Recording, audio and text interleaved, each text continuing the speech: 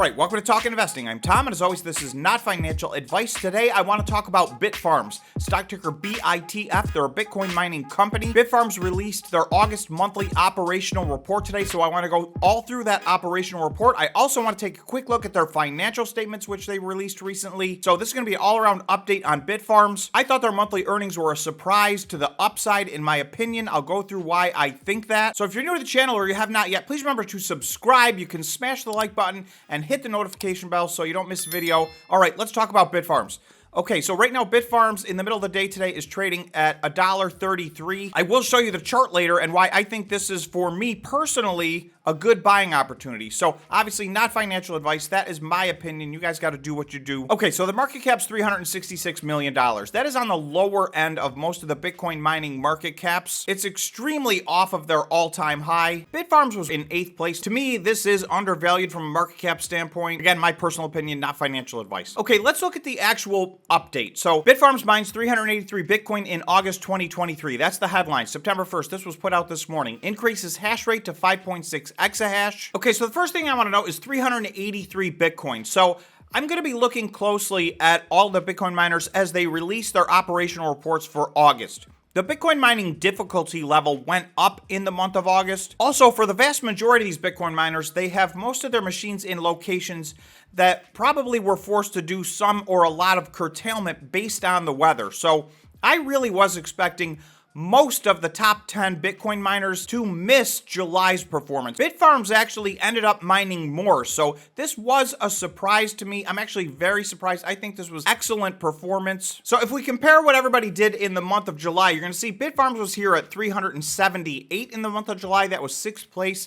This month they did 383. So like I said, I think the majority of these companies are not going to be able to match their July performance. So Bitfarms did beat their July performance. We'll see if this is able to jump them over any of their competitors. They were fairly close to Riot, Cypher, and Iris Energy, all of which mined more. They may still wind up here in 6th place, but we'll see. Month over month, this is excellent performance in my opinion. Okay, this is a quote from Jeff Morphy, the CEO of Bitfarms. In August, we powered up new miners and continued to optimize the fleet at several locations, driving our hash rate up to 5.6 exahash. Our target hash rate of 6.3 exahash by the end of the month of September 2023. So this is a target they set several months ago, so it looks like they are on track. So always encouraged when a company sets a target and says they're going to do something and ends up doing it. So it's not done yet. We're going to have to wait and see if they were able to execute this in the month of September. In addition to that, they did switch out a bunch of their Bitcoin miners, and they're going to be doing some of that between now and the halving. So they're doing so in order to increase their efficiency. This is already an extremely efficient company from a production standpoint.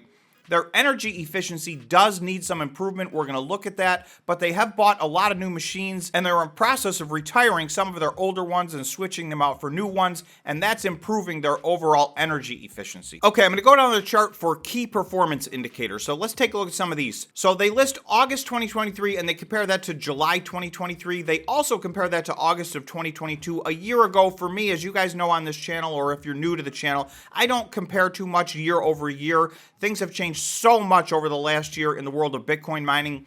But the month-over-month comparisons, I do think, are extremely important. So like we talked about, they increased from 378 Bitcoin mined last month to 383. Month-end operating hash rate, they increased from 5.3 exahash to 5.6 exahash. That's moving in the right direction. This next one I want to talk about, Bitcoin mined per average exahash. This is a number that I follow and compare all of the Bitcoin miners on a monthly basis. By my calculation, Bitfarms has been in 1st place or tied for 1st place in mining efficiency every single month of the year 2023. This is an excellent result, in my opinion, for the month of August. So I think they stand a very good chance of maintaining that position. Obviously, we need to wait for all of the rest of the companies to report. But remember, there was a difficulty level increase in the month of August. If we go to my efficiency chart from the month of July, which was last month, you'll see Bitfarms was tied for 1st. And like I said, they have been in 1st or tied for 1st every single month in the year 2023. They were at 76. They're at 75. I think it's going to be very difficult for anybody to match that or beat that. Time will tell, but this will keep them among the leaders in efficiency, if not yet another number 1 1st place finish. This is the top 10 Bitcoin miners exahash as of the end of July. So you'll see Bitfarms was at 5.3. They're now at 5.6. So that's where Iris Energy was. So we'll see how TeraWulf and Iris Energy do. Did they improve their exahash over the course of the month? This keeps Bitfarm very competitive here in the middle of the pack at 3, 4, 5, 6, 7. These are all very similar. Then there's a fairly big drop off after that. They should at least maintain their place on this list, if not move up. Last month they were at 38 watts per terahash. This month they were able to improve that to 37 watts per terahash. So that's in 1 month. So that is a big improvement for 1 month. I will tell you this number is high versus their competition. It's high versus where they need to be at the halving. This is one of the reasons they are swapping out some of their existing machines for newer, latest and greatest machines. I do expect this number to continue to decrease going into the halving. I expect them to be somewhere closer to 30 or 32 watts per terahash. With all that said, when we look at the financial statements, you're going to see that even at this level, they are a very efficient and very profitable company. They are cash flow positive, and that's an important piece of the puzzle that we're going to look at as well. Okay, Bitcoin sold 323, so they mined 383, they sold 323. That means they were able to add 60 Bitcoin to their HODL position. So for me, that's why I say this is a little bit of a surprise to the upside. I think this was a good report from top to bottom. Okay, so this was July Bitcoin HODL. We talked about the fact that they were able to HODL 60 Bitcoin in the month of August. So as of July, they were in 7th place overall HODLing. So they're probably going to stay somewhere around this spot. It's going to be very difficult for them to catch CleanSpark. CleanSpark has moved into more of a HODL strategy. So I expect CleanSpark actually potentially to catch some of these other companies. Bitfarms, I think, is in 7th place. There's really only 9 Bitcoin miners that have really any substantial amount of Bitcoin on their balance sheet at all. Bitfarms is one of them. So totaling 60 Bitcoin this month is a 10% increase in their HODL balance. So if they continue to do that between now and the halving, I think that's probably a realistic goal for them. That will get them well over 1,000 at the halving. So they may plan more than that for all I know, but that's the trajectory they've been on. So that's my expectation. I want to look at a few things real quickly here on the balance sheet. You're going to see current assets of $72 million.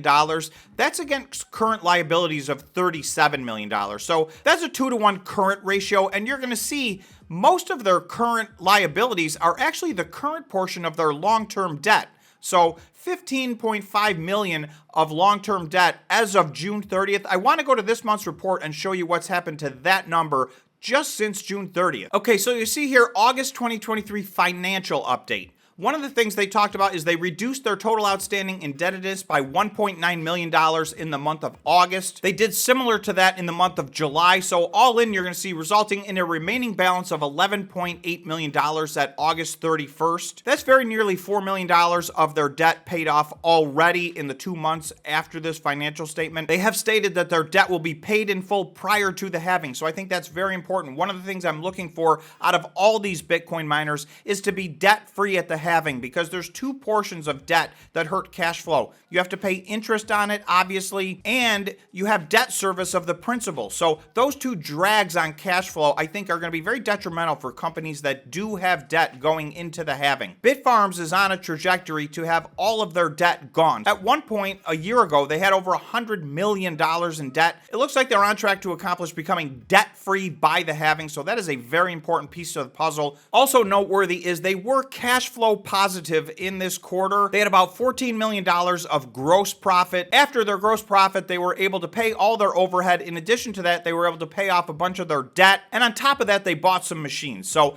this is a trend I expect also to continue between now and the halving. So I've given you a bunch of reasons why I am very positive on Bitfarms right now. So I have been adding to this position as recently as yesterday. So I continue to dollar cost average in. This is not financial advice. I'm not recommending that you buy this stock or sell this stock. You guys need to make your own financial decisions. That is very important. These are ultra high risk investments, massive volatility in all the Bitcoin miners, Bitfarms included. So with that said, let's go take a look at the chart and see what's going on. Okay, this is the Bitfarms 1-day chart. I've got a couple of important lines on here, and they're hanging around these lines, and this is why I do believe this is a good buying opportunity. The first thing I want to know, if we go from a local high that they hit in the middle of July, so that's about a month and a half ago now, they're down about 38.5% midday today. So this is typical of all the Bitcoin miners. Most of the Bitcoin miners are down somewhere around 40% off of their highs from July. For the right Bitcoin miners, I do think this represents a buying opportunity opportunity. You guys need to decide which ones are the right Bitcoin miners. But I want to look at two other lines. You'll see I have a blue line here at around $1.35. That was resistance earlier in the year. When Bitfarms crossed that in June of 2023, it did serve as some short-term support. So it did go below that, so it's worth noting I have a red line here. That line's at $1.20. So there's some stronger support here at $1.20. It hit that in June of 2023. It bounced off of that on the daily candle on August 18th. It did so again. It touched that on August 25th. So that's been a pretty strong line. So somewhere between these two lines, in my opinion, are good buying opportunities. So it still would be about a 9 or 10% move to the downside if Bitfarms was to bounce off of this line of support at $1.20. If for some reason Bitcoin does not hold up and Bitfarms moves in the wrong direction, the 2023 lows from March of 2023, that would be almost another 50% pullback. So that's why I warn everybody, these are highly volatile stocks. So just understand the risk reward. There is that potential, right? We don't know where Bitcoin's going. I'm bullish on Bitcoin. I think we've bottomed. But if we haven't and we retest some lower numbers, there's every chance that Bitfarm could retest some lower numbers as well. On the flip side, I have a green line here. This is where Bitfarms was trading in August of 2022. I use that for all the Bitcoin miners. Bitcoin had a rally in August of 2022 in the middle of the crypto winter. Bitcoin ran up to $25,000. We're currently above that $25,000. We've been fluctuating between $26,000 and $31,000. So I feel this is a very realistic short to midterm price target. So that would be over maybe the next 30, 60, 90 days. I also think on a long-term basis, Bitfarms has a lot of room to the upside. I expect this, for me, this is a buy and hold. I'm expecting a double, triple, quadruple over the next, 1 or 2 or 3 years. So that's my personal opinion on this, but I've shown you kind of the risk reward. You guys need to decide for yourself. Overall, I think Bitfarms is in a good place. I've been dollar cost averaging in. That is not financial advice. I'm impressed with their August operational report. Bitfarms does report first on the first day of the month, so it's usually my first video. So I hope you guys enjoyed. I hope you find some use to this. If you enjoy this type of content, please remember to subscribe to the channel, smash the like button, and hit the notification bell. Thanks so much for watching, and we will see you in the next video.